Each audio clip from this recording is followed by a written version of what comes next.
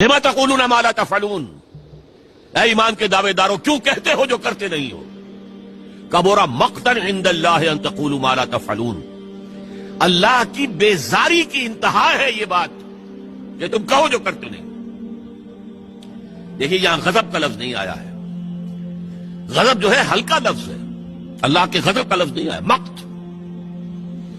دیکھیے ایک غصہ ہوتا ہے، یہ غصہ اس وقت تک آتا ہے جب تک آپ کو کسی سے کوئی توقع ہو، جتنی توقع تھی اس کے خلاف اس نے اتنا کام کیا، آپ کو زیادہ غصہ آئے۔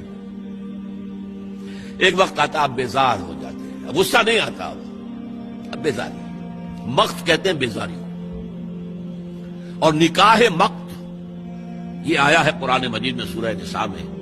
عرب میں یہ رواج تھا، اب ایک شخص کی 4 بیویاں ہیں، وارث ایک بیٹا ہے، بہرحال اس کی اپنی ماں تو ایک ہی ہے، باقی تینوں کو اپنے حرم میں ڈال لیتا تھا لونڈیوں کی حیثیت سے، بیویوں کی حیثیت سے، وہ بھی وراثت ہے، میرے باپ کی وراثت ہے۔ اسے کہتے تھے نکاح مقت، بڑا بیزار کن نکاح ہے یہ، گھناؤنا، خود ان کے اپنے معاشرے میں اسے نکاح مقت کہتے تھے۔ قرآن مجید نے آ کر اس کے اوپر فل سٹاپ لگایا، بند، جو ہو گیا ہو گیا، آج کے بعد یہ نہیں ہوگا۔